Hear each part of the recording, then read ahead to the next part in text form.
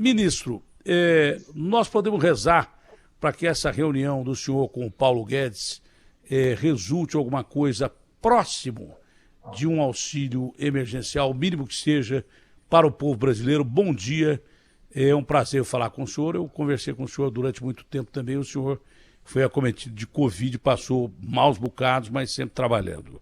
Bom dia, um prazer revê-lo. Espero que esteja bem, a família bem também. Meu querido amigo da Atena, a alegria minha de poder voltar, a conversar contigo.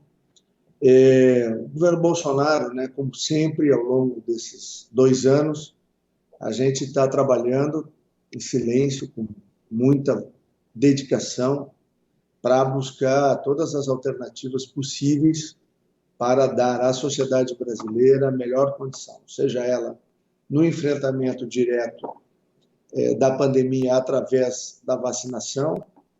O Brasil, em pouco mais de 8 dias, já escalou e já está hoje, dentre as 10 maiores países, e entre os 10 maiores em volume de vacinação, quer do ponto de vista numérico, e também do ponto de vista proporcional. O Brasil faz um esforço para logo, e o nosso objetivo é em torno lá de maio, junho, a gente já ter aí aqueles 70 milhões de pessoas vacinadas, que, vamos dizer assim, aquele número que nos dá a tranquilidade, e a segurança de que nós vamos ter uma alta imunidade, na população brasileira. Então, o ministro Pazuello faz um extraordinário trabalho, é um homem sério, um homem dedicado, um homem que tem não dormido nas últimas semanas em busca de soluções aí para o nosso país. Por outro lado, nós aqui, e também conversando com a economia, a gente vem buscando as alternativas. Eu havia comentado contigo ainda no mês de dezembro, no programa da televisão, de que nós estamos aprontando a nova formatação do Bolsa Família, Nós estamos cuidando para que esse novo Bolsa Família ele proteja ainda mais, os mais vulneráveis. Nós temos a introdução do mérito nesse programa, através do mérito esportivo para as crianças e do mérito também no conhecimento, numa parceria com a Secretaria Nacional do Esporte, através dos Jogos Estudantis Brasileiros, e através de uma parceria com o Ministério da Ciência, Tecnologia e Informação, o MCTI, nas Olimpíadas do Conhecimento, bem como um programa que vai dar condição de empregabilidade aí a milhares e milhares de pessoas no Brasil. Eu espero que a gente já possa anunciar na próxima semana. Está na fase final de análise e avaliação na Casa Civil. O Bolsa vai ser ampliado e melhorado. Isso. O Bolsa vai ser ampliado e melhorado. Vai ser reajustado? Sim, ele vai atender mais de 14 milhões e 300 mil famílias, que é um número que será atendido no mês de fevereiro. É o maior número da história do programa, nunca teve um número tão grande de famílias atendidas. Lembrar que lá em abril do ano passado a gente trouxe mais 1 milhão e 200 mil famílias para o Bolsa, Então nós estamos ampliando agora para 14 milhões e 300, e eu acredito que a gente vai ainda oferecer um número maior, para março. Nós estamos nos cálculos aqui, porque nós temos um orçamento que tem lá suas limitações. Eu espero que para março a gente já consiga corrigir também uma distorção que é histórica no programa. Nós temos em torno de 55 milhões de famílias que recebem em torno de R$80. Então a gente vai corrigir isso, Isso foi corrigido durante o auxílio emergencial, mas agora a gente quer corrigir dentro do programa. Isso é uma distorção que o programa tinha, uma herança que nós recebemos lá de trás, E ao lado disso está cada vez mais se consolidando, o microcrédito digital produtivo, que vai de maneira simplificada, muito parecido com o que foi o aplicativo do auxílio emergencial, poder atender aí o nosso objetivo é poder fazer chegar a 20 milhões de brasileiros e brasileiras, que são aqueles que a gente chama de invisíveis ou informais, um microcrédito rápido, simplificado. As pessoas poderão buscar aí um valor que a gente está trabalhando para que seja até R$1.000, com 4 meses de carência e 20 meses para pagar, que vai permitir que as pessoas possam retomar suas atividades econômicas ou comprando os materiais, os ingredientes para produzir alguma coisa, que pode ser de um bolo, uma torta, uma quentinha, um café, um sanduíche, né, que as pessoas vendem, ou, por outro lado, né, aqueles que, por exemplo, cortam grama, ou prestam um serviço que precisa de alguma máquina de carpintaria ou coisa do gênero. Então, nós estamos trabalhando nessas duas grandes linhas. Elas atenderão, de um lado, algo em torno de 20 milhões de pessoas serão recebedoras através do Bolsa Família, e nós queremos, com o microcrédito produtivo digital, num primeiro momento e nos primeiros 60 dias, atingir um número próximo de 20 milhões de pessoas, num processo bastante rápido. Ele está na fase final da sua consolidação, os textos estão prontos, isso fará parte da minha conversa hoje com o ministro Paulo Guedes, e nós estamos falando aí de uma cobertura que a gente espera que já inicie para o mês de fevereiro e março, com em torno de 40 milhões de brasileiros recebendo esse apoio.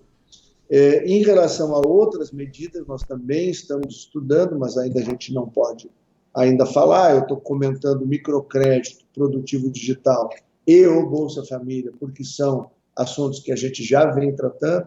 Nós já apresentamos ao presidente, nós já conversamos com o Banco Central, nós já conversamos com a Caixa Federal, com o Ministério da Economia, com o Banco do Brasil, com o SEBRAE, né? Porque quando a gente fala de microcrédito produtivo digital, a gente precisa ter claro de que não apenas o recurso deve ser alcançado àqueles que querem produzir, mas é necessário ter um suporte técnico para que eles possam melhorar e qualificar a sua ação produtiva. Então, tudo isso está sendo trabalhado, a gente está quietinho aqui trabalhando nisso. E estamos aguardando aí a próxima semana que o presidente nos dê o ok para a gente poder liberar tudo isso. Aqui tem um caipira entrevistando um gaúcho inteligente. Entrevistar gaúcho inteligente é uma dificuldade completa. O senhor não respondeu a pergunta que eu fiz. O senhor respondeu a primeira parte da pergunta, mas respondeu em parte a pergunta. Por isso que eu não gosto de entrevistar gente inteligente. Porque aquela história, não tem sujeito que é bom entrevistador. Tem cara que dá boas entrevistas. A pessoa, quando quer falar, fala. Quando não quer, o cara vai te levando para um lado que você esquece o que você perguntou. Mas eu costumo, como caipira, aquele caipira que vai assim, olha, eu acho que vai chover, mas não vai chover não. A outra parte da pergunta, que o senhor disse, uma parte é essa aqui do Bolsa Família. A outra parte da pergunta seria sobre o auxílio emergencial, que parece o Paulo Guedes está um pouco mais acessível a essa tese, até falou, se não der certo a vacinação, o auxílio emergencial surgiria. Mas para esperar um ano para dar certo a vacinação, pra você ter uma ideia, os caras falam de dificuldade de vacinar no Brasil. Hoje acabou a vacina, sabe onde? Em Nova York. A Big Apple, a maior cidade conceitual do mundo. Acabou a vacina, não tem vacina em Nova York. O prefeito está desesperado, não tem vacina em Nova York. Então, não é o Brasil que está com dificuldade de vacina, é o mundo. A Pfizer-BioNTech está sendo quase processada porque ela não consegue entregar as vacinas para a Itália, por exemplo. Então, dificuldade de vacina. Então, se a gente esperar a vacina aqui para dar auxílio emergencial, os caras vão morrer de fome, não vai ter gente para vacinar. Então, a segunda parte da pergunta é direta e objetiva, é do caipira para o gaúcho inteligente. Vai ser estudada a possibilidade de pelo menos um auxílio emergencial, mínimo que seja, da prorrogação desse auxílio emergencial? Isso vai ser estudado? Vai ser tema da reunião de hoje? Datena, nós temos uma dificuldade muito grande. No ano passado, o governo brasileiro, no auxílio emergencial, nós acompanhamos aqui quase par e passo, né? Nós conversamos quase todas as semanas. Nós chegamos a 312 bilhões de reais, que foram muito importantes. Tu tem razão, eu tenho sensibilidade para isso, eu reconheço, né? foi muito importante, né, para as famílias, para as pessoas. Nós temos, além disso, nós tivemos mais de 450 bilhões que foram para a saúde, para equipamento, para medicamento, para compra de vacina, ou seja, um volume também de recursos fantásticos. Tudo isso acaba impactando a tal dívida brasileira e a tal equilíbrio fiscal brasileiro. Então, nós trabalhamos teto, né? com... Não, nós temos a lei do teto, mas para além da lei do teto, a gente tem que ter o equilíbrio fiscal. Né? Corre o risco da pedalada fiscal que derrubou a Dilma, mais ou menos isso. Não, isso a gente nunca vai fazer. Né? Esse é um governo sério e que não recorre de nenhum subterfúgio. O que ocorre agora é que nós estamos buscando alternativas, como eu expliquei, do microcrédito produtivo digital, porque aí nós estamos trabalhando em dar condição a que aqueles que estão retornando às atividades, as cidades voltaram à sua atividade, eles possam ter condição de poder ter a mercadoria para vender, para se movimentar, para poder alimentar já é sua uma família. forma de ajuda considerável. É claro que é uma forma de ajuda considerável, é considerável. Mas eu vou repetir a pergunta curta e grossa. Há perspectiva de, no horizonte de pouco tempo, ter pelo menos alguma coisa de auxílio emergencial, mesmo que seja temporário, por 2, 3 meses, porque nós já estamos conseguindo a vacina está chegando aí, a situação vai melhorar, o povo está entendendo a situação do Brasil. Enfim, uma hora esse negócio acaba, o negócio não vai continuar a vida inteira. Vai continuar entre a gente durante muito tempo, mas vai ser menos letal, né? Inclusive para a economia. Casos estão diminuindo nos Estados Unidos de uma maneira assustadora. Os Estados Unidos chegaram ao ápice de mais de 250 mil contaminados num dia, né? Pessoas internadas batendo recorde e mortos. Passamos de 100 milhões de mortos no mundo, de 2 milhões de mortos no mundo. Mas eu estou perguntando para o Barão, faz 200 anos, por que é que, e o Barão perguntando para os cientistas, por que é que os casos estão reduzindo de uma hora para outra nos Estados Unidos? Estão reduzindo muito, e não é por causa da vacina. A vacina mal aplicada nos Estados Unidos, mesmo que fosse bem aplicada, o resultado é de 6 meses a 1 ano. Então esse bicho de alguma forma está regredindo. Eu acho que daqui a pouco, pela percepção que eu tenho de ouvir os cientistas, acho que daqui a pouco a gente vai começar a ter notícia melhor desse bicho por si só, porque é um processo viral que se repete. O senhor tem conhecimento médico, sabe disso. O vírus ele vai. O vírus da gripe espanhola sumiu, sem mais nem menos, sem ciência, sem nada. Ele desapareceu. Eu estou torcendo para isso. Não estou dizendo que isso vai acontecer. Mas alguns indícios, quando o cara não consegue te responder, que eu pergunto, por que os casos baixaram tanto? Por que as internações baixaram tanto? Não é? Aí o cientista não consegue responder. E nessa não resposta é que eu acredito que haja alguma coisa positiva. Mas o senhor continua não respondendo e eu vou perguntar de novo. Existe a possibilidade do auxílio emergencial, nem que temporário, e nem que de R$300, ou sei lá, quanto mínimo, para a população brasileira num curto prazo, ministro? Datena, nós dependemos aqui do Ministério da Cidadania, né, dos recursos e dos cálculos que são trabalhados e feitos no Ministério da Economia. Né? A gente tem, e já mostramos isso no ano passado, todas as condições de poder fazer o atendimento que nos for determinado. Acho que é muito importante ter claro de que ainda nesse mês, essa semana está sendo autorizado para 3.600.000 pessoas o saque, a transferência de recursos daqueles nascidos em dezembro. Né? Lembra que a gente veio pagando, tiveram é o resíduo, né? Feitos em dezembro, e no mês de janeiro agora as pessoas podem sacar e utilizar o recurso. Do jeito em que nós concluímos com 9 meses de auxílio emergencial e com a retomada da atividade econômica, nós nos voltamos, num primeiro momento, para os ultra vulneráveis, que aí são essas pessoas que estão no Bolsa Família. Nós estratificamos. O que aconteceu lá atrás, na origem do auxílio emergencial? Era para cobrir todos que tivessem algum grau de vulnerabilidade, correto? E nós fomos a 69 milhões de brasileiros. Tu nos ajudou, tu nos acompanhou, muitas correções no aplicativo foram feitas de lições que nós tiramos do programa da televisão, lembra? Mais de uma atualização foram feitas por colaboração dos telespectadores lá do programa à tarde, né? Bom, mas uma vez que nós, por 9 meses, atendemos a todos que tinham algum grau de vulnerabilidade, nós, a partir do final do ano, nos focamos para o momento da transição, que é o que nós estamos vivendo agora, para proteger quem? Para proteger os ultravulneráveis. Quem são os ultravulneráveis no Brasil? São os 69 milhões que nós atendemos? Não. São os 20 milhões que recebem hoje, com 14 milhões e 300 mil famílias no bolso, que são os ultra vulneráveis, são aqueles realmente que aqueles R$191 que o Bolsa paga hoje de ticket médio fazem diferença na vida das pessoas.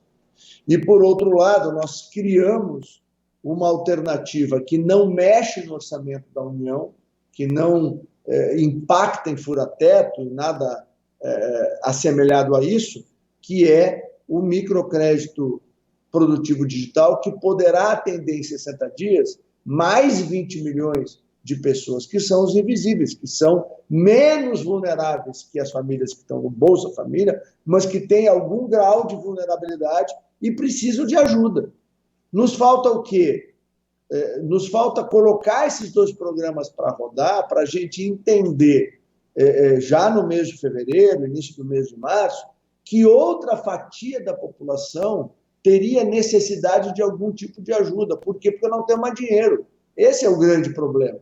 Nós fomos no limite, além do limite que era possível.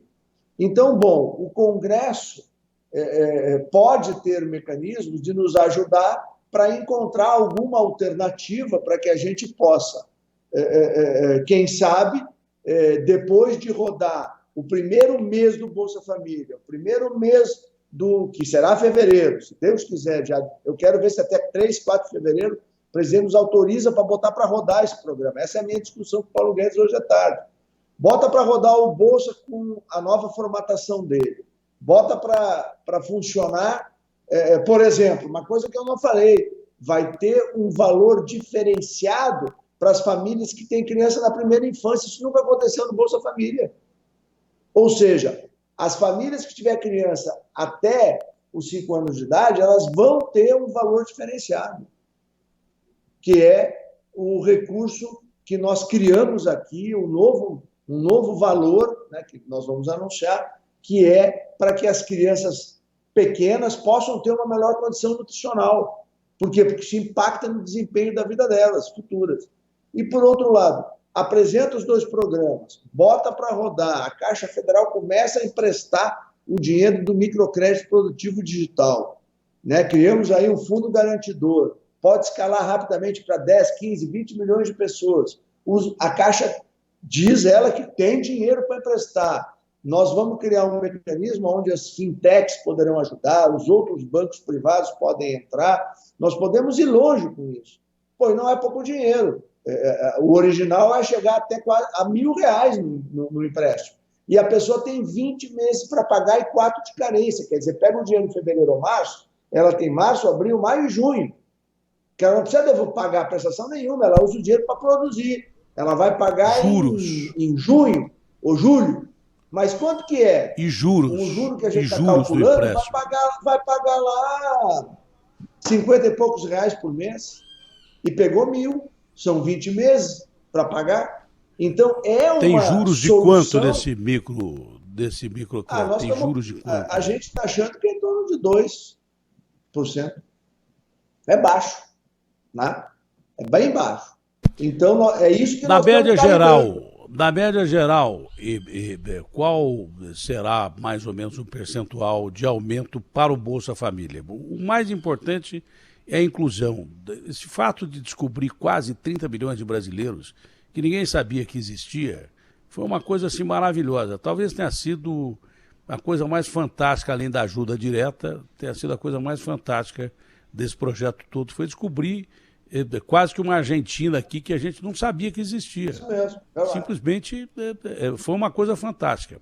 Mas pragmaticamente, em média, o senhor acredita que além da inclusão e tal, o Bolsa vai ter um reajuste em média de quanto? O problema da definição do número é que ele está, nesse momento, a gente deu uma sugestão de número, que está na Casa Civil.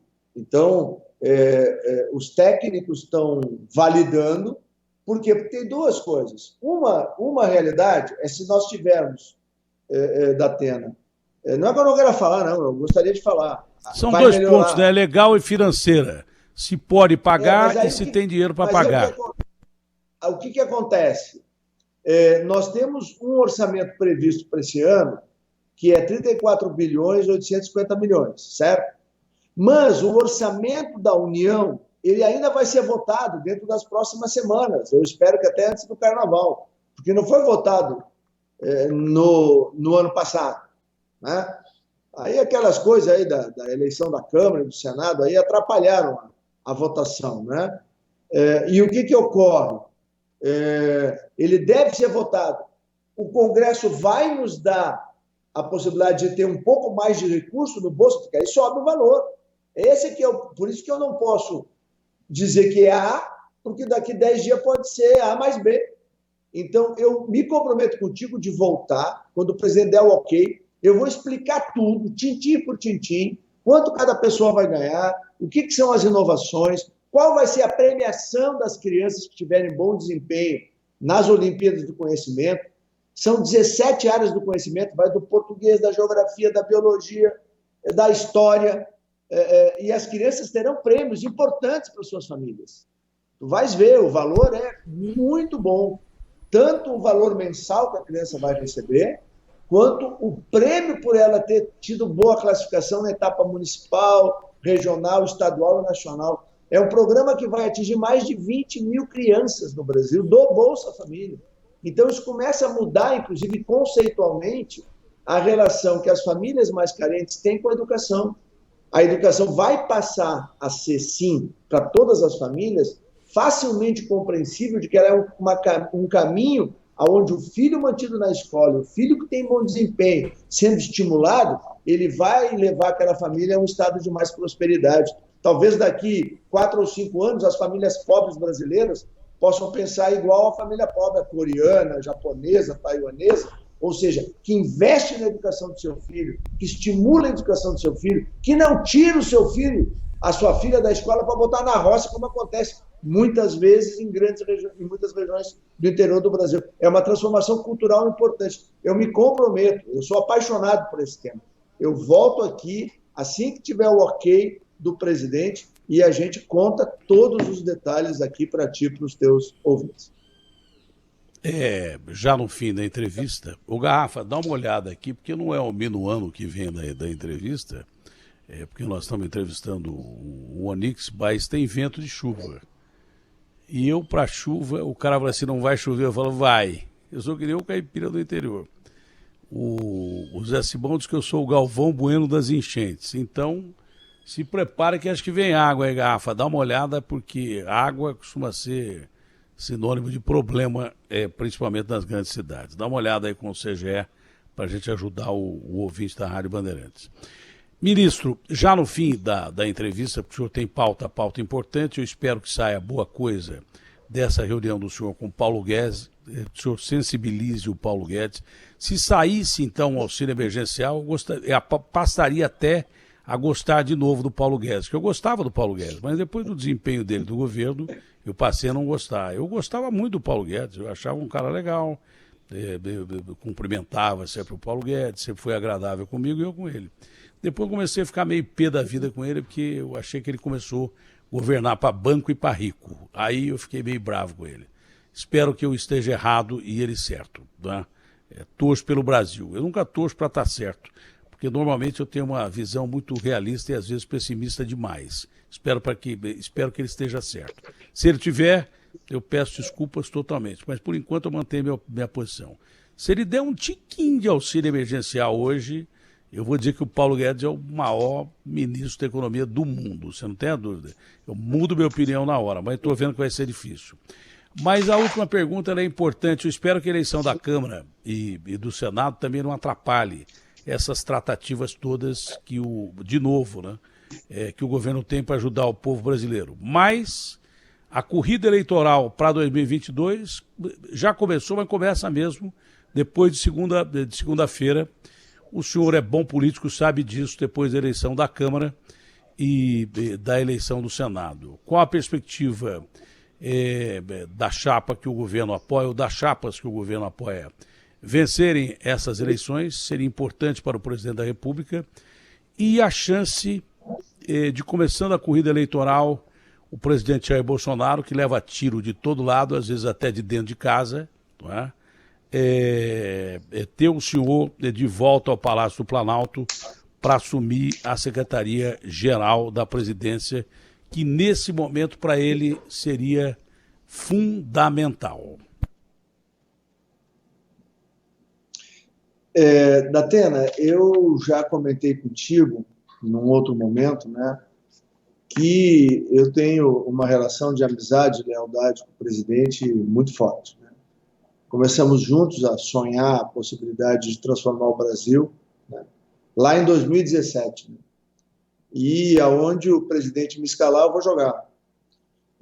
Quando eu estava na Casa Civil, ele me deu a camisa 5, porque aí tu tem que dar bico para fora, tirar a bola de dentro da área, né?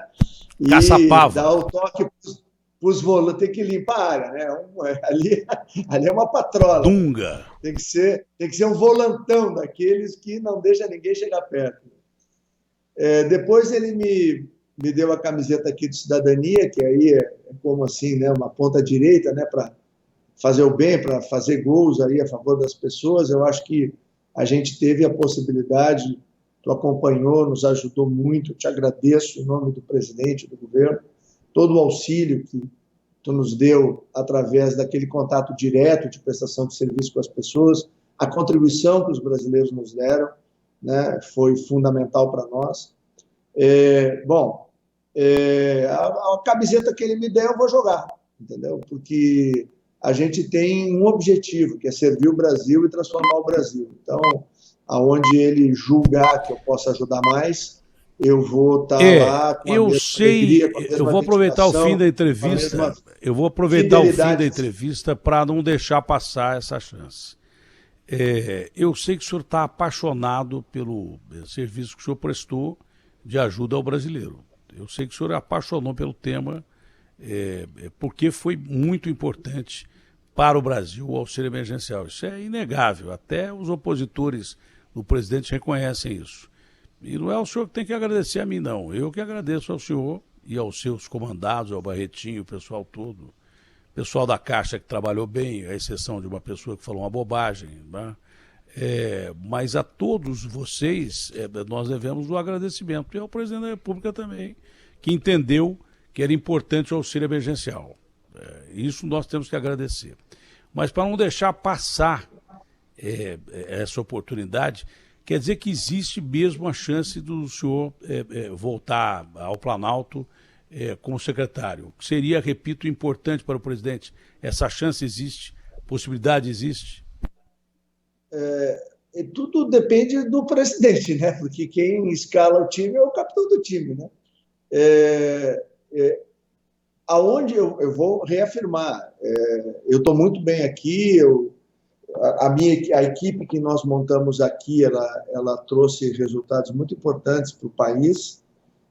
O programa de aquisição de alimentos, né, ele foi quase 3 vezes maior. Nós alimentamos, apoiando o pequeno agricultor, 12 milhões de brasileiros no ano passado. Pouca gente conhece esse programa, é o PAA. Esse programa é feito em parceria com a ministra Tereza, lá do Ministério da Agricultura.